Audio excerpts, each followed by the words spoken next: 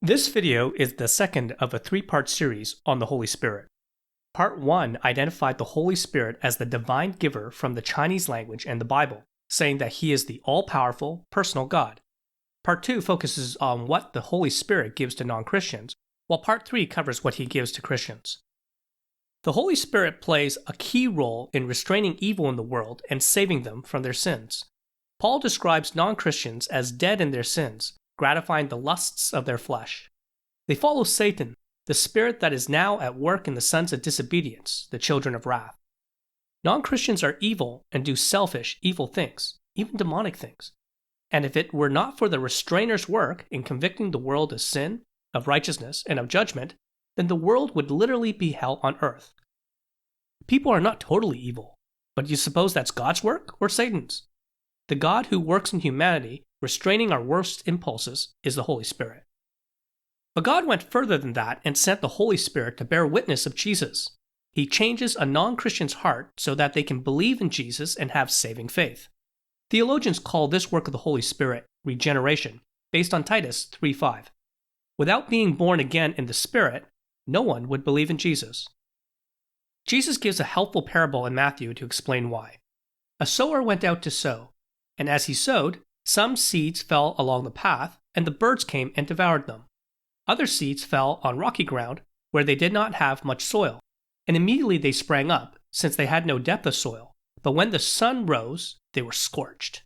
And since they had no root, they withered away. Other seeds fell among thorns, and the thorns grew up and choked them. Other seeds fell on good soil and produced grain, some 100-fold, some 60, some 30. He who has ears, let him hear. For someone to become a Christian, they need two things: the gift of the good news that Jesus saves, and a heart free of rocks and thorns so that they can receive the gospel. The Holy Spirit is the one who softens a non-Christian's heart and removes the thorns that stops them from belief.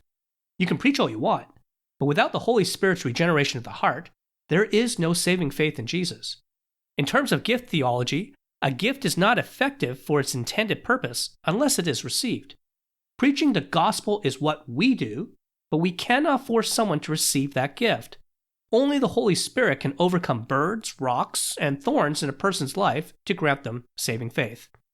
This has massive implications for everybody who suffers under sinful people and sinful structures. The world's approach is to fight fire with fire and wrest power to stop them from exploiting you. And if you succeed, then you become the exploiter and the power struggle starts all over again. And if you don't, well, you suffer.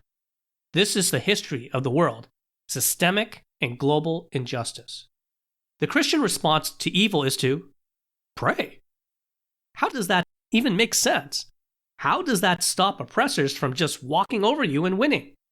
The key insight is to be reminded that the battle is the Lord's. The Holy Spirit convicts the world of sin, of righteousness, and of judgment. What you cannot do while suffering from injustice, God can and does do through the Holy Spirit. He is the one who pricks the conscience and convicts your oppressor of sin. That might stop them, or at least slow them down. The Holy Spirit might send a preacher to tell your oppressor the good news that Jesus saves them from their sin. Or you may have shared the gospel over and over with a family member, and they get mad at you and tell you to stop. But this time with prayer, the Holy Spirit softens their heart, and the gospel leads to saving faith. And then your former oppressor, led by the Spirit into becoming like Christ, repents of sin like Zacchaeus and restores what they stole from you. Then they join God's team to preach the good news that Jesus saves, just like he did for Paul on the road to Damascus. The Holy Spirit opposes injustice in the world not by fighting it, but by subverting it. He turns enemies of the gospel into friends. The gospel saves, and Jesus wins. For the weapons of our warfare are not of the flesh, but have divine power to destroy strongholds. We fight not as the world fights, but through the power of prayer. Jesus said, "My kingdom is not of this world. If my kingdom were of this world, my servants would have been fighting, that I might not be delivered over to the Jews. But my kingdom is not from the world."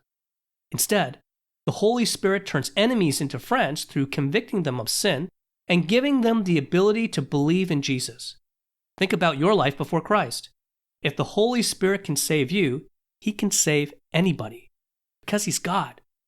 So ask Him to do that and pray.